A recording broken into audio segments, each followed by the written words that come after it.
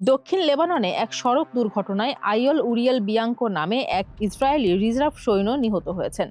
গত রাতে দক্ষিণ লেবাননে একটি হামভি সামরিক যান উল্টে গেলে এই হতাহতের ঘটনা ঘটে বলে নিশ্চিত করেছে ইসরায়েলি প্রতিরক্ষা বাহিনী। ৩০ বছর বয়সী নিহত বিয়াঙ্কো ইসরায়েলের কাচ্চরিন এলাকার বাসিন্দা ছিলেন। তিনি ১৮৮তম আর্মার্ড ব্রিগেডে ফায়ার ট্রাক ড্রাইভার হিসেবে কর্মরত ছিলেন।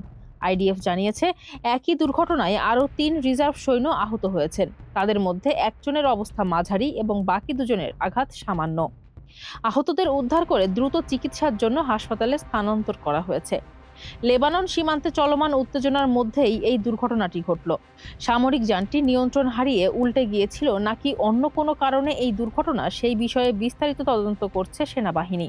ফারজানা হাসিন, মানবকণ্ঠ।